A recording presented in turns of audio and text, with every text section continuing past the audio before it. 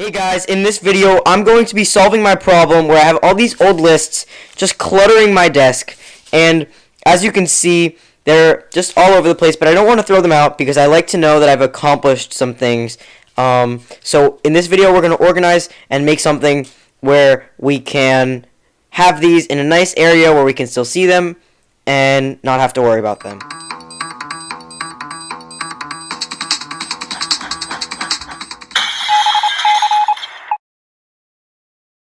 So let's hop right into the Onshape. We're going to start out with a test sketch on the top plane where we make a circle. There you see, I'm just putting in the dimensions right now.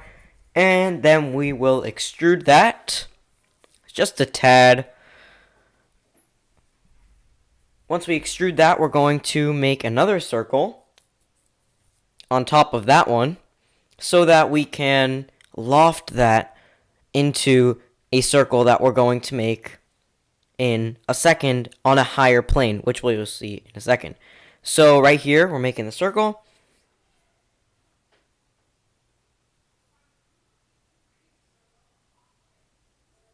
And now we will make the circle and define the circle with the edge of the other circle, just in case we want to change that dimension. Then we won't have to go back into the second sketch and change that one as well. Now let's make a plane. So what a plane does is it allows us to make a sketch somewhere other than the top left and right planes. And now we're just offsetting it from the top plane. And then we're going to draw a circle onto that one. And then we're going to loft between the two circles. What a loft basically does is it takes one shape and then it lofts it, or it puts material from that shape onto another shape that's some distance away. So for example, if you had a square lofted into another smaller square, you'd end up with a square getting smaller, smaller, smaller up into what would be a pyramid chopped off the top. But what you'll see here when we loft, it will actually match the two circles together to make a cone. And then that's not really sharp enough, and that doesn't really give us any space to put our notes, so we're going to extrude the top, just like so, and that'll be where we put the notes. And then we will use a chamfer to make that point nice and sharp, and we'll do a distance and angle so that we can really make it as sharp as possible. If we would have just used the default one with just an angle, we wouldn't be able to, a distance, then we wouldn't be able to get as much of a sharp angle like what you see here. And that's the finished design. So all we have to do now is bring it into Cura and put it on the SD card.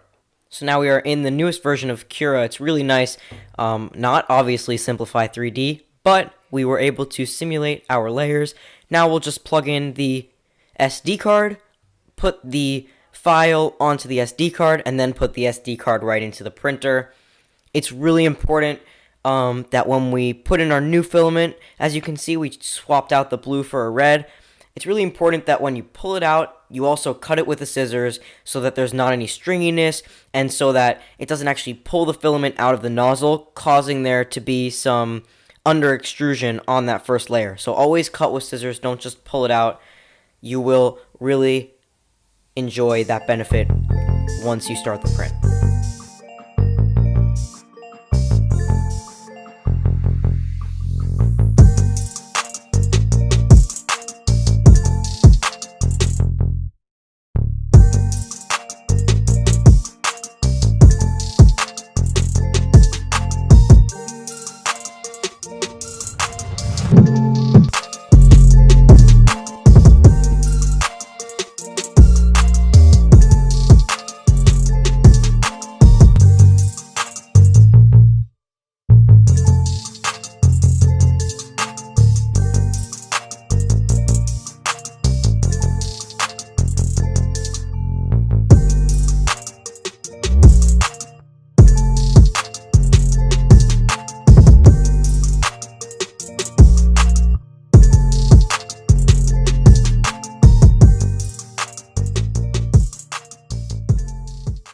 Alright, so we're going to just take it off the bed now. You guys can see it did not come out so nicely.